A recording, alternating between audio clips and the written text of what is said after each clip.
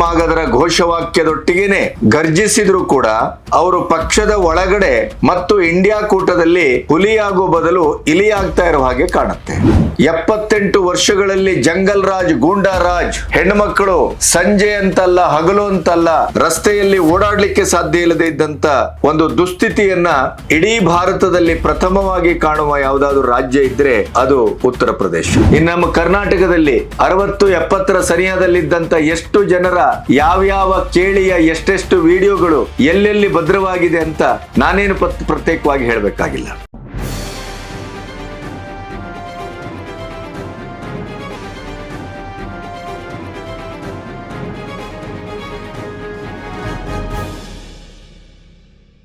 ನಮಸ್ತೆ, B Ganapati news ಚಾನೆಲ್ಗೆ ಸ್ವಾಗತ. ಕರ್ನಾಟಕದ ಕುರ್ಚಿ ಕದನಕ್ಕೆ ಕ್ಲೈಮ್ಯಾಕ್ಸ್ 25ಕ್ಕೆ ಅಂತ ಹೇಳಿದ್ರು ಕೂಡ ಅದರ ನಿಶಾನೆ ಏನು ಕಂಡು ಬರ್ತಾ ಇಲ್ಲ. ರಾಹುಲ್ ಗಾಂಧಿ ಅವರ ಕುರ್ಚಿಯೇ ಅಲ್ಲಾಡ್ತಾ ಇದ್ದ ಹಾಗೆ ಕಾಣಿಸ್ತಾ ಇದೆ. ಪಂಚರಾಜ್ಯ ಚುನಾವಣೆಯ ನಂತರದಲ್ಲಿ ಮೋದಿಯವರನ್ನ, ಅಮಿತ್ ಶಾ ಅವರನ್ನ ಟ್ರೇಟರ್, ಗದ್ದಾರ್ ಅಂತ ರಾಯ್ಬರೇಲಿಯಲ್ಲಿ ಬಹಳ ಕಾಂಗ್ರೆಸ್ಸಿನ ವಂದಿ ಮಾಗದರ ಘೋಷವಾಕ್ಯದೊಟ್ಟಿಗೆನೆ ಗರ್ಜಿಸಿದ್ರು ಕೂಡ ಅವರು ಪಕ್ಷದ ಒಳಗಡೆ ಮತ್ತು ಇಂಡಿಯಾ ಕೂಟದಲ್ಲಿ ಹುಲಿಯಾಗೋ ಬದಲು ಇಲಿಯಾಗ್ತಾ ಇರೋ ಹಾಗೆ ಕಾಣುತ್ತೆ. ಪ್ರಿಯಾಂಕಾ ವಾದ್ರಾ ಅವರಿಗೆ ಸಿಗ್ತಾ ಇರುವಂತ ಮನ್ನಣೆ ರಾಹುಲ್ ಗಾಂಧಿ ಅವರಿಗೆ ಪಕ್ಷದ ಒಳಗಡೆ ಕೂಡ ಸಿಗ್ತಾ ಇಲ್ಲ ಅನ್ನುವಂಥ ಒಂದು ಸ್ಫೋಟಕ ಸುದ್ದಿ ಕೂಡ ಹೊರಗೆ ಬರ್ತಾ ಇದೆ. ಅದರ ಜೊತೆಗೆ ಅಸ್ಸಾಂನಲ್ಲಿ ಮತ್ತು ಬಂಗಾಳದಲ್ಲಿ ಎಂದಿನಂತೆ ಯೋಗಿ ಆದಿತ್ಯನಾಥ್ ಅಂತೂ ದಿನದಿಂದ ದಿನಕ್ಕೆ ಅವರು ಎಷ್ಟರ ಮಟ್ಟಿಗೆ ಉತ್ತರ ಪ್ರದೇಶವನ್ನ ಕ್ಲೀನ್ ಮಾಡುವುದರತ್ತ ಅವರು ಹೆಜ್ಜೆ ಇಟ್ಟಿದ್ದಾರೆ ಅಂತಂದ್ರೆ ಇಡೀ UPA ಯೋಗಿ ಆದಿತ್ಯನಾಥ್ ಹಿಂದೆ ನಿಲ್ಲುವ ಲಕ್ಷಣಗಳು ದಟ್ಟವಾಗಿ ಕಾಣ್ತಾ ಇದೆ. ಅಷ್ಟರ ಮಟ್ಟಿಗೆ ಅದು ರಸ್ತೆಯಲ್ಲಿ ನಮಾಜ್ ಮಾಡಬಾರ್ದು ಅಂತಿರ್ಬಹುದು, ಆಜಾನನ್ನ ಕೂಗಬಾರ್ದು ಅಂತಂತಿರ್ಬಹುದು, ದೇಶದ್ರೋಹಿಗಳ ಮಟ್ಟ ಹಾಕುವಿಕೆ ಇರಬಹುದು, ಗೂಂಡಾಗಳನ್ನ ನಿರ್ನಾಮದ ಪ್ರಕ್ರಿಯೆ ಇರಬಹುದು, ಭ್ರಷ್ಟಾಚಾರಕ್ಕೆ ಯಾವುದೇ ಸಾಧ್ಯತೆಗಳನ್ನು ಕೂಡ ತೆರೆಯದೇನೆ ನಿಷ್ಕಳಂಕ ಮತ್ತು ಪ್ರಾಂಜಲವಾದಂತ ಆಡಳಿತಾತ್ಮಕ ವ್ಯವಸ್ಥೆ ಇರಬಹುದು, ಪೊಲೀಸ್ ವ್ಯವಸ್ಥೆಯನ್ನ ಸಮಾಜದ ರಕ್ಷಣೆಗೆ ಕಟಿಬದ್ಧವಾಗಿ ಕಟ್ಟಿದಂಥದ್ದಿರಬಹುದು. 78 ವರ್ಷಗಳಲ್ಲಿ ಜಂಗಲ್ ರಾಜ್, ಗೂಂಡಾ ರಾಜ್, ಹೆಣ್ಮಕ್ಕಳು ಸಂಜೆ ಅಂತಲ್ಲ ಹಗಲು ಅಂತಲ್ಲ ರಸ್ತೆಯಲ್ಲಿ ಓಡಾಡ್ಲಿಕ್ಕೆ ಸಾಧ್ಯ ಇಲ್ಲದೆ ಇದ್ದಂತ ಒಂದು ದುಸ್ಥಿತಿಯನ್ನ ಇಡೀ ಭಾರತದಲ್ಲಿ ಪ್ರಥಮವಾಗಿ ಕಾಣುವ ಯಾವುದಾದ್ರೂ ರಾಜ್ಯ ಇದ್ರೆ ಅದು ಉತ್ತರ ಪ್ರದೇಶ.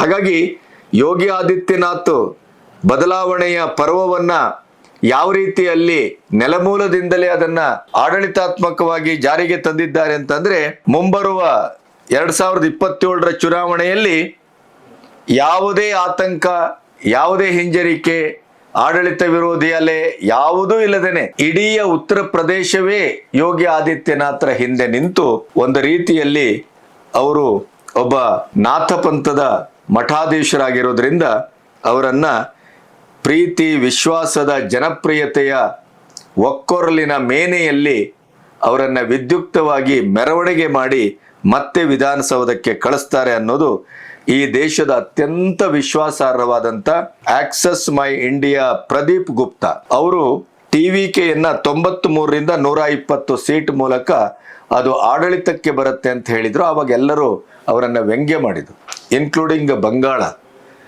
BJP ಸುವೇಂದು ಅಧಿಕಾರಿ ಅವರ ನೇತೃತ್ವ ಜಯಬೇರಿ ಬಾರಿಸ್ತದೆ ಅಂತ ಕೂಡ ಅವರು ಪ್ರೆಡಿಕ್ಟ್ ಮಾಡಿದ್ರು.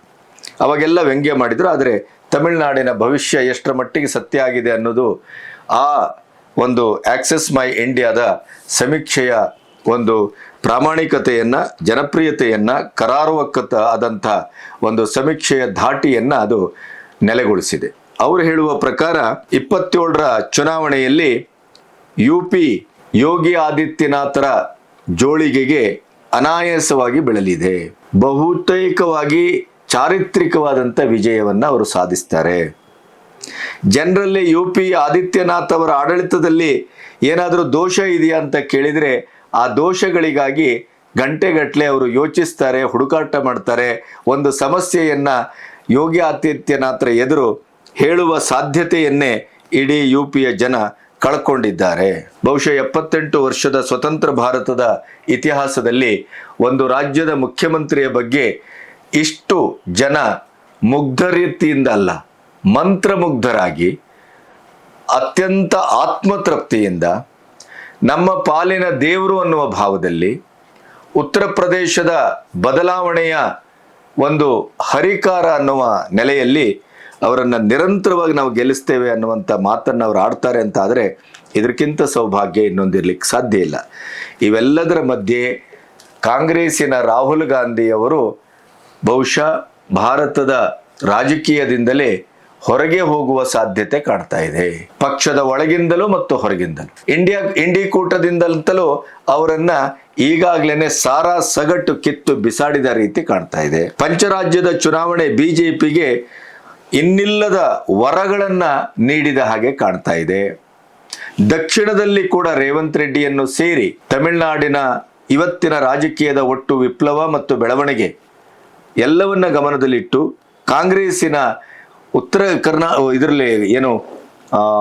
ಕಾಂಗ್ರೆಸ್ಸಿನ ಕರ್ನಾಟಕದ ಸರ್ಕಾರದ ಡೋಲಾಯಮಾನ ಸ್ಥಿತಿಯ ಆ ಒಂದು ಲಾಭವನ್ನೂ ಕೂಡ ಬಿಜೆಪಿ ಪಡ್ಕೊಳ್ಳೋದ್ರಲ್ಲಿ ಯಶಸ್ವಿಯಾಗುವ ಸಾಧ್ಯತೆ ಇದೆ ಅಂತ ರಾಜಕೀಯ ವಿಶ್ಲೇಷಕರು ಹೇಳುವ ಮಾತನ್ನು ಸೇರಿಸಿ ಹೇಳಬೇಕು ಅಂದರೆ ಬಿಜೆಪಿಗೆ ಪಂಚರಾಜ್ಯದ ಚುನಾವಣೆಯ ನಂತರ ಗಜಕೇಸರಿ ಯೋಗ ಪ್ರಾಪ್ತವಾಗಿದೆಯೇ? ಈ ಪ್ರಶ್ನೆ ಬಹಳ ಮೂಲಭೂತವಾಗಿ ಕಾಡ್ತಾ ಇದೆ. ಹಾಗಾದರೆ ಯಾಕೆ? ಈ ಎಲ್ಲ ವಿವರಗಳನ್ನು ನಿಮ್ಮೊಟ್ಟಿಗೆ ಹಂಚ್ಕೋಬೇಕು. ಇಲ್ಲಿಯವರೆಗೆ ನನ್ನ ಚಾನಲನ್ನು ಸಬ್ಸ್ಕ್ರೈಬ್ ಮಾಡದೇ ಇದ್ದರೆ ಸಬ್ಸ್ಕ್ರೈಬ್ ಮಾಡಿ, ಮತ್ತೆ ಹೆಚ್ಚೆಚ್ಚು ಶೇರ್ ಮಾಡಿ. ಅದರ ಜೊತೆಗೆ ವೈಯಕ್ತಿಕವಾಗಿ ಒಂದು ಸ್ವತಂತ್ರ ಪತ್ರಿಕೋದ್ಯಮಕ್ಕೆ, ನನ್ನ ಹೋರಾಟಕ್ಕೆ ಆರ್ಥಿಕವಾಗಿ ಬೆನ್ನಿಗೆ ನಿಲ್ತಿರಿ ಅಂತ ನಾನು ಆಶಿಸ್ತೇನೆ. ನೋಡಿ, ನಮ್ಮಲ್ಲಿ ಒಂದು ಗಾದೆ ಇದೆ, ವರ್ಷದ ಕೂಳಿಗಾಗಿ ದಿನದ ಕೂಳನ್ನ ಕಳ್ಕೊಳ್ಳುವುದು ಅಂತ. ವರ್ಷದ ಊಟ ಎಲ್ಲೋ ಅಪರೂಪಕ್ಕೆ ಬರುವಂಥದ್ದು. ನಮ್ಮ ನಿತ್ಯ ನಿರಂತರವಾದ ಬದುಕಿನ ಸ್ಥಾಯಿ ಭಾವ ಏನು? ಅದು ದಿನನಿತ್ಯದ ಬದುಕು, ದಿನನಿತ್ಯದ ಊಟ.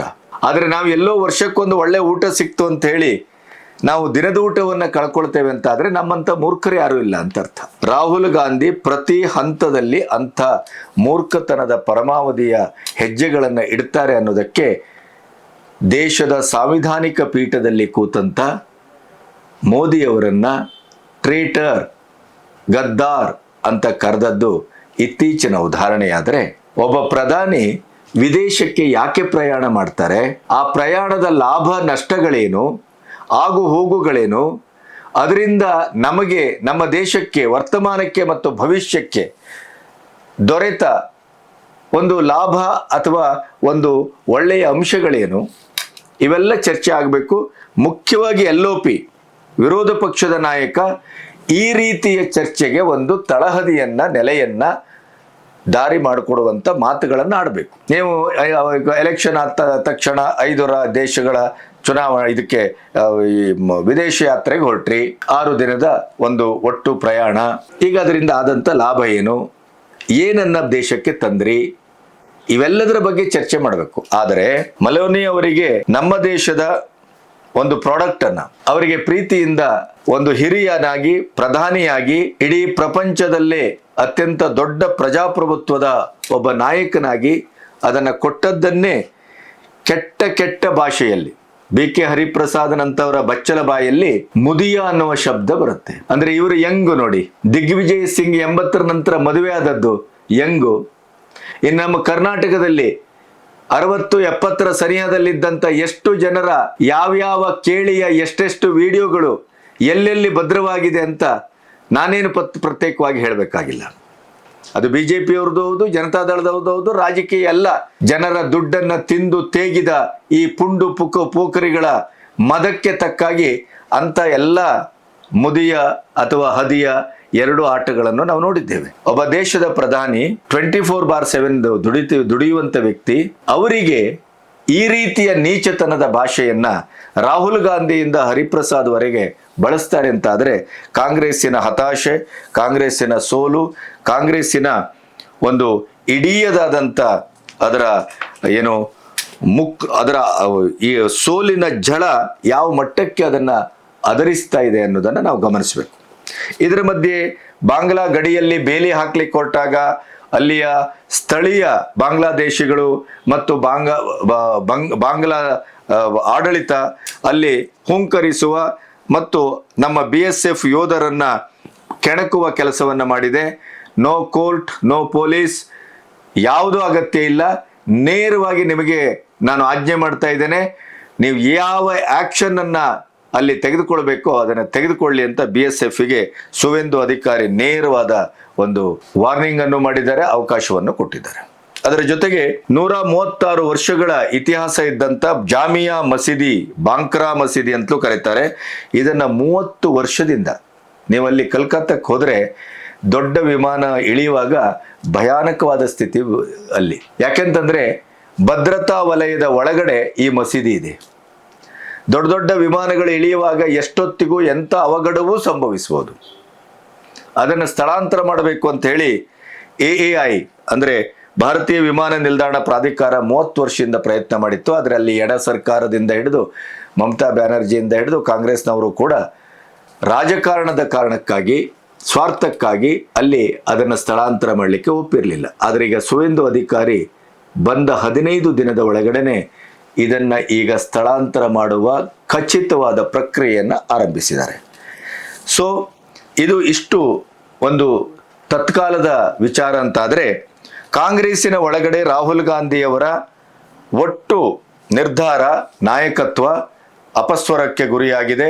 ಪ್ರಿಯಾಂಕಾ ವಾದ್ರಾ ಆ ಸ್ಥಾನಕ್ಕೆ ಬರಬೇಕು ಅನ್ನುವಂಥ ಕೂಗು ಜೋರಾಗಿದೆ. ಇದರ ಮಧ್ಯೆ ಕೇವಲ 2 ಒಂದು ಸಚಿವ ಸ್ಥಾನಕ್ಕಾಗಿ ತಾಮುಂದು ಅಂತ ಓಡಿ ಹೋಗಿ TVKಯೊಟ್ಟಿಗೆ ತನ್ನ ಬೆಂಬಲವನ್ನು ಸೂಚಿಸಿ ಆ TVKಯ ಒಬ್ಬ ಪ್ರಥಮವಾಗಿ ಆಯ್ಕೆಯಾದಂಥ ಶಾಸಕನಿಂದ ಹಿಡಿದು ಯಾವುದೇ ಒಬ್ಬ ವ್ಯಕ್ತಿಯು ಕೂಡ ವೇದಿಕೆಯಲ್ಲಿ ಕವಡೆ ಕಾಸಿನ ಬೆಲೆಯನ್ನು ರಾಹುಲ್ ಗಾಂಧಿಗೆ ಕೊಡದೇ ಇರುವಂಥದ್ದು.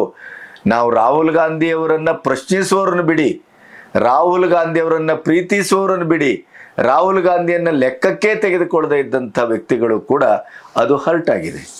ಅಂಥ ಒಂದು ಸ್ಥಿತಿಯನ್ನು ರಾಹುಲ್ ಗಾಂಧಿ ಅಂತವರು 136 ವರ್ಷಗಳ ಇತಿಹಾಸ ಇರುವಂಥ ಕಾಂಗ್ರೆಸ್ಸಿನಂಥ ಒಂದು ನಾಯಕತ್ವವನ್ನು ಹೊಂದಿದಂಥ ರಾಹುಲ್ ಗಾಂಧಿಗೆ ಈ ಅವಮಾನ ಆಗಬಾರ್ದಿತ್ತು ಅಂತ.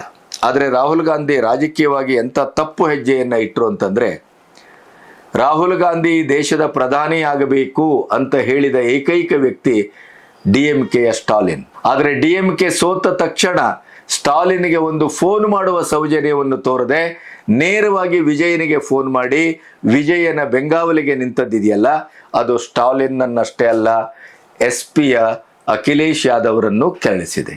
ಅಖಿಲೇಶ್ ಯಾದವ್ ಮೊದಲು ಭೇಟಿ ಮಾಡಿದ್ದು ಸ್ಟಾಲಿನ್, ಆಮೇಲೆ ಮಮತಾ ಬ್ಯಾನರ್ಜಿಯನ್ನು ಭೇಟಿ ಮಾಡಿದ್ರು. ಸೋಲಿನಲ್ಲಿ ನಾವು ನಿಮ್ಮೊಟ್ಟಿಗಿದ್ದೇವೆ, ಗೆಲುವಿನಲ್ಲಿ ಇರ್ತೇವೆ ಅದು ಪ್ರಶ್ನೆಯೇ ಬೇರೆ, ಆದರೆ ಈ ಸೋಲಿನ ಹೊತ್ತಿಗೆ ನಾವು ನಿಮ್ಮೊಟ್ಟಿಗಿದ್ದೇವೆ, ಇದು ಒಂದು ಸಂಘಟಿತವಾಗಿ ಹೋಗುವಂಥ ಸಾಧ್ಯತೆ.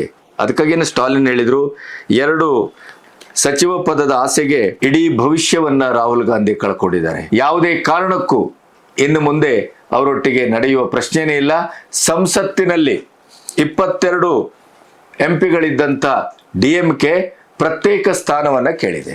SP ಅಖಿಲೇಶ್ ಯಾದವ್ ಕೂಡ ಮೊನ್ನೆ ಈಗ 27ರಲ್ಲಿ ನಡೆಯುವ UP ಎಲೆಕ್ಷನ್ಗೆ 403 ಸೀಟುಗಳಲ್ಲೂ ನಾವೇ ಸ್ಪರ್ಧಿಸ್ತೇವೆ ಅಂತ ಹೇಳಿ ಕಾಂಗ್ರೆಸ್ಸಿಗೆ ಯಾವುದೇ ರೀತಿಯಲ್ಲೂ ನಮ್ಮೊಟ್ಟಿಗೆ ಹೊಂದಾಣಿಕೆಯೂ ಇಲ್ಲ, ಮತ್ತೆ ನಾವು ಕಾಂಗ್ರೆಸ್ ಒಟ್ಟಾಗಿ ಹೋಗುವ ಪ್ರಶ್ನೆನೂ ಇಲ್ಲ ಅಂತೇಳಿ ಬಾಗಿಲು ಜಡ್ದು ಬಂದ್ ಮಾಡಿ ಬೀಗ ಆಗಿದೆ. ಇನ್ನು ಅದೇ ಹಿನ್ನೆಲೆಯಲ್ಲಿ BSP ಮಾಯಾವತಿ, ಇತ್ತೀಚೆಗೆ ಮಾಯಾವತಿಯವರು BJPಯ ಬಗ್ಗೆ, ಮೋದಿಯವರ ಬಗ್ಗೆ ಬಹಳ ಸಾಫ್ಟ್ ಆಗಿ ಮಾತಾಡ್ತಾ ಇದ್ದಾರೆ. ಅವರು ಎಲ್ಲೋ ಒಂದು ಕಡೆ 27ರ ಎಲೆಕ್ಷನ್ ಅಲ್ಲಿ BJP ಒಟ್ಟಿಗೆ ಹೊಂದಾಣಿಕೆ ಮಾಡಿಕೊಳ್ಳುವ ಸಾಧ್ಯತೆಯ ಸೂಚನೆ ಕಾಣ್ತಾ ಇರುವ ಹೊತ್ತಿಗೆ ಕಾಂಗ್ರೆಸ್ಸಿನ ನಾಯಕರು ಮಾಯಾವತಿ ಅವರ ಮನೆಯ ಗೇಟಿಗೆ ಹೋಗಿ ನಿಂತಿದ್ದಾರೆ.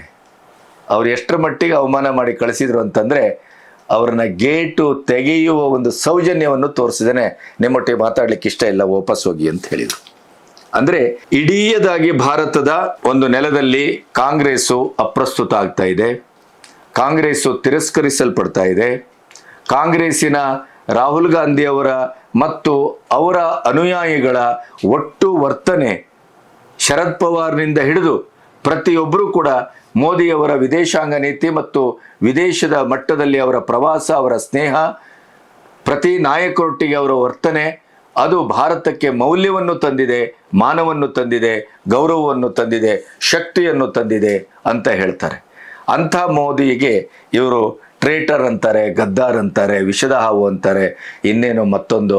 ಅದರಲ್ಲೂ ಬಿ ಕೆ ಹರಿಪ್ರಸಾದ್ನಂಥವರು ಮುದಿಯ ಅಂತ ಏಕವಚನದಲ್ಲಿ ಕರೆದದ್ದಿದೆಯಲ್ಲ, ಅದನ್ನು ಬಹುಶಃ ಕಾಂಗ್ರೆಸ್ಸಿನ ನಾಲಿಗೆಗಳು ಮತ್ತು ಬಿ ಕೆ ಹರಿಪ್ರಸಾದ್ನಂಥ ಬಚ್ಚಲು ನಾಯಿ ನಾಲಿಗೆಗಳು ಮಾತ್ರ ಅದನ್ನು ಹೇಳಬಹುದೇ ಹೊರತು ಇನ್ನು ಯಾವುದೇ ರೀತಿಯ ಈ ದೇಶದ ಒಂದು ತುತ್ತು ಅನ್ನ ತಿಂದವನು ಕೂಡ ಆ ಸಾಂವಿಧಾನಿಕ ಪೀಠದಲ್ಲಿದ್ದಂಥ ಮೋದಿಯವರಿಗೆ ಆ ಮಾತನ್ನು ಹೇಳಲಿಕ್ಕೆ ಸಾಧ್ಯ ಇಲ್ಲ. ಇವೆಲ್ಲದರ ಹಿನ್ನೆಲೆಯಲ್ಲಿ ಏನಾಗಿದೆ, ಇಂಡಿ ಕೂಟದಲ್ಲಿ ಈಗಾಗಲೇ ವೆಸ್ಟ್ ಬೆಂಗಾಲದ ಮಮತಾ ಬ್ಯಾನರ್ಜಿ ಅವರು ಕಿಕ್ಔಟ್ ಮಾಡಿ ಆಗಿದೆ ಕಾಂಗ್ರೆಸ್ಸನ್ನು. ಸೋತ ಮೇಲೆ ಮಮತಾ ಬ್ಯಾನರ್ಜಿ ಅವರ ಮುಖವನ್ನು ಎತ್ತಿ ನೋಡಿಲ್ಲ. ಮಮತಾ ಬ್ಯಾನರ್ಜಿ ಅವರ ಮೇಲೆ ಒಂದಿಷ್ಟು ಪ್ರಹಾರವನ್ನೇ ಮಾಡಿದರು. ಹಾಗಾಗಿ ಇನ್ನು ದಕ್ಷಿಣಕ್ಕೆ ಬಂದರೆ ಇಲ್ಲಿ ರೇವಂತ್ ರೆಡ್ಡಿಯು ಕೈ ಕೊಡುವ ಸಾಧ್ಯತೆ ಇದೆ. ಇನ್ನು TVK ಮಧ್ಯಂತರ ಚುನಾವಣೆಗೆ ನಾವು ರೆಡಿ ಇದ್ದೇವೆ ಅಂತ ಸ್ಟಾಲಿನ್ ಈಗಾಗಲೇ ಪ್ರಕಟಿಸಿದ್ದಾರೆ. ಅದರ ಜೊತೆಗೆ ಸ್ಟಾಲಿನ್ನು ತನ್ನ ಸೋಲು ಮತ್ತು ತನ್ನ ಭವಿಷ್ಯದ ಉಳಿವಿಗಾಗಿ ಸೈದ್ಧಾಂತಿಕ ಭಿನ್ನತೆ ಇದ್ದಾಗಲೂ ಕೂಡ ಸನಾತನ ಧರ್ಮ ಮತ್ತು ಕೇಂದ್ರದ ಕೆಲವು ಈ ಕ್ಷೇತ್ರಗಳ ಪುನರ್ವಿಂಗಡಣೆ ಮತ್ತು ಕೇಂದ್ರದ ಕೆಲವು ರೀತಿ ನೀತಿಗಳು ಇವೆಲ್ಲವನ್ನ ಕಟುವಾಗಿ ಒಂದು ಕಡೆ ಮಮತಾ ಬ್ಯಾನರ್ಜಿ, ಇನ್ನೊಂದು ಕಡೆ ಸಿದ್ದರಾಮಯ್ಯ ಇವರನ್ನೆಲ್ಲ ನಂಬಿಕೊಂಡು ಅವರು ವಿರೋಧಿಸಿದ್ರು. ಆದರೆ ಈಗ ಅವರಿಗೆ ಅಳಿವು ಉಳಿವಿನ ಪ್ರಶ್ನೆ ಎದುರಾದದ್ರಿಂದ 22 ಸಂಸದರಿದ್ದಾರೆ. ಕೇಂದ್ರದಲ್ಲಿ ಕೂಡ ಸಂಖ್ಯಾಬಲ ರಾಜ್ಯಸಭೆಯಲ್ಲಿ ಬಹಳ ಮುಖ್ಯವಾಗಿದೆ. ಹಾಗಾಗಿ AIADMK ಇವತ್ತು ಒಡೆದು ಚೂರಾಗಿ ಅದು ಕೂಡ BJP ಒಟ್ಟಿಗೆ ಮೊದಲಿಂದಲೂ ಇದೆ, ಮುಂದೂ ಇರುತ್ತೆ. ಈಗ DMK ಬಹುಶಃ BJP ಒಟ್ಟಿಗೆ ಒಂದು ಹೊರಗಿನ ಸಂಬಂಧವನ್ನ ಬೆಳೆಸುವ ಎಲ್ಲ ಸಾಧ್ಯತೆಗಳು ಕಾಣ್ತಾ ಇದೆ. ಅಲ್ಲಿ ನೋಡಿದರೆ ಉತ್ತರ ಪ್ರದೇಶದಲ್ಲಿ ಯೋಗಿ ಆದಿತ್ಯನಾಥ್ ಅವರಿಗೆ ದಿಗ್ವಿಜಯದ ಸಂಭ್ರಮ ಈಗಿನಿಂದಲೇ ಆರಂಭ ಆಗಿದೆ. ಇನ್ನು ಅಖಿಲೇಶ್ ಯಾದವ್ ಏನಾದರೂ ಮಾಡಿ ನಾನು ಒಂದು ಅಧಿಕಾರಕ್ಕೆ ಬರಲೇಬೇಕು ಅನ್ನುವಂಥ ಹೋರಾಟವನ್ನು ಮುಂದುವರಿಸಿ 403 ಸೀಟ್ಗೂ ತಾನೇ ಸ್ಪರ್ಧಿಸ್ತೇನೆ ಅಂತ ಹೊರಟಿದ್ದಾರೆ. ಅಖಿಲೇಶ್ ಯಾದವ್ ರಿಜೆಕ್ಟ್ ಮಾಡಿದ್ದಾರೆ, ಮಮತಾ ಬ್ಯಾನರ್ಜಿ ರಿಜೆಕ್ಟ್ ಮಾಡಿದ್ದಾರೆ, ಸ್ಟಾಲಿನ್ ರಿಜೆಕ್ಟ್ ಮಾಡಿದ್ದಾರೆ. ಇನ್ನು ಶರದ್ ಪವಾರ್ ನಂತವರು ಈಗಾಗಲೇ ರಾಹುಲ್ ಗಾಂಧಿಯನ್ನು ರಿಜೆಕ್ಟ್ ಮಾಡಿ ಆಗಿದೆ. ಇಂಡಿ ಕೂಟ ಚೂರಾಗಿದೆ. ಹಾಗಾಗಿ ಇದೆಲ್ಲದರ ಪರಿಣಾಮ ಏನು ಅಂದರೆ ಸೈದ್ಧಾಂತಿಕ ಭಿನ್ನತೆ ಇಷ್ಟರ ಮಟ್ಟಿಗಿದ್ರೂ ಕೂಡ 22 ಸಂಸದರಿಂದ ಹೊರಗಿನ ಬೆಂಬಲವನ್ನು ಕೊಡಲಿಕ್ಕೆ DMK BJP ಮಧ್ಯೆ ಮಾತುಕತೆ ಆಗ್ತಾ ಇದೆ ಅನ್ನೋದು ಬಹಳ ದೊಡ್ಡ ಸುದ್ದಿಯಾಗಿದೆ. ಕನ್ನಡದ ಒಂದು ಸೋಷಿಯಲ್ ಮೀಡಿಯಾ ಇದನ್ನು ಆರಂಭದಲ್ಲೇ ಗೆಸ್ ಮಾಡಿತ್ತು. ಅವರ ಜಾಣತನ ಮತ್ತು ಅವರ ದೂರದರ್ಶಿತ್ವಕ್ಕೆ ಹೊಸ ತಲೆಮಾರಿನ ಪತ್ರಕರ್ತರು ಯಾವ ರೀತಿ ಸ್ಪಂದಿಸ್ತಾರೆ ಅನ್ನೋದಕ್ಕೆ ರಿವ್ಯೂ ಚಾನಲ್ಲಿನ ಸೌಖ್ಯ ಗಾಂವ್ಕರ್ ಈ ಮಾತನ್ನು ಬಹಳ ಆರಂಭದಲ್ಲಿ ಒಂದು ರೀತಿಯ ಇಮ್ಮೆಚೂರ್ಡ್ ಅನ್ನುವ ರೀತಿಯಲ್ಲಿ ಕೆಲವರು ಅದನ್ನು ಭಾವಿಸುವ ಹೊತ್ತಿನಲ್ಲೇ ಆ ಭವಿಷ್ಯವನ್ನು ನುಡಿದಿದ್ರು. ಈ DMK ಇವತ್ತಿನ ಅಸಹಾಯಕ ಸ್ಥಿತಿಯಲ್ಲಿ BJPಗೆ ಕೈ ಜೋಡಿಸಲೂಬಹುದು ಅಂತ ಅವರ ಮಾತು ಇವತ್ತು ಸತ್ಯ ಆಗಿದೆ.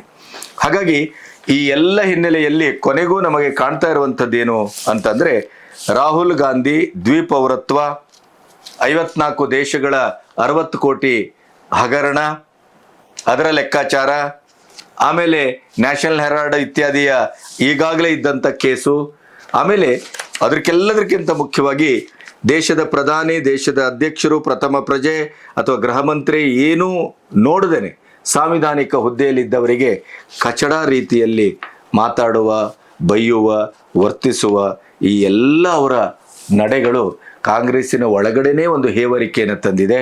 ಇಂಡಿ ಕೂಟದಲ್ಲಿ ಅವರಿಗೆ ಯಾವುದೇ ಕವಡೆ ಕಾಸಿನ ಬೆಲೆಯೂ ಇಲ್ಲ. ಮತ್ತು ಎಲ್ಲರೂ ಈಗ ಸಂಸತ್ತಿನಲ್ಲೇ ನಿರಂತರವಾಗಿ ಅಖಿಲೇಶ್ ಯಾದವ್ ರಾಹುಲ್ ಗಾಂಧಿಯ ಬೆನ್ನಿಗೆ ನಿಂತಿದ್ರು. ಆದರೆ ಅವರನ್ನೂ ಕೂಡ ಈಗ ನಡು ನೀರಿನಲ್ಲಿ ಕೈ ಬಿಟ್ಟರು. ಹಾಗಾಗಿ ಅವರವರ ಸ್ವಾರ್ಥಕ್ಕಾಗಿ, ಅವರವರ ಹಿತಕ್ಕಾಗಿ ಕಾಂಗ್ರೆಸ್ಸಿನ ನಾಯಕರು ಯೋಚನೆ ಮಾಡ್ತಾರೆ. ರಾಹುಲ್ ಗಾಂಧಿಯೂ ಅದಕ್ಕೆ ಹೊರತಾಗಿಲ್ಲ. ಆದ್ದರಿಂದ ರಾಹುಲ್ ಗಾಂಧಿ ಇವತ್ತು ಅಕ್ಷರಶಃ ಏಕಾಂಗಿ ಮತ್ತು ಇದ್ದ ಸ್ವಲ್ಪ ಒಂದು ಜಾಗವನ್ನು, ಅಧಿಕಾರವನ್ನು ಕಳ್ಕೊಳ್ಳುವ ಎಲ್ಲ ಲಕ್ಷಣಗಳು ಕಾಣ್ತಾ ಇದೆ. ಯಾಕೆಂದರೆ ಕರ್ನಾಟಕ ಕೂಡ ಅಧಿಕಾರದಿಂದ ಸಂಪೂರ್ಣವಾಗಿ ಕಾಂಗ್ರೆಸ್ಸು ಯಾವ ಹೊತ್ತಿನಲ್ಲೂ ನಿರ್ಗಮಿಸಬಹುದು ಅಥವಾ ಕೆಳಗೆ ಇಳಿಯುವ ಸಾಧ್ಯತೆ ಕಾಣ್ತಾ ಇದೆ. ಅವರ ಒಳಜಗಳವೇ ಅದಕ್ಕೆ ಕಾರಣ. ಅದಕ್ಕೆ ತಕ್ಕಾಗಿ ಯಾವ ತೀರ್ಮಾನವನ್ನು ರಾಹುಲ್ ಗಾಂಧಿ ಅವರು ತೆಗೆದುಕೊಳ್ಳದೇ ಇರೋದ್ರಿಂದ ಇಲ್ಲಿ ಕಾಂಗ್ರೆಸ್ಸಿನ ಸರ್ಕಾರ ಕೂಡ ಭದ್ರವಾಗಿಲ್ಲ ಅನ್ನುವ ಸುದ್ದಿ ಕೇಳಿ ಬರ್ತಾ ಇದೆ. ಟೋಟಲಿ ಒಂದು ಮಾತಲ್ಲಿ ಹೇಳೋದಿದ್ರೆ ಕಾಂಗ್ರೆಸ್ ಮುಕ್ತ ಭಾರತದ ಒಂದು ಕನಸಿನ ಸಾಕಾರದ ಕ್ಷಣಗಣನೆ ಆರಂಭ ಆಗಿದೆ. ನಮಸ್ತೆ.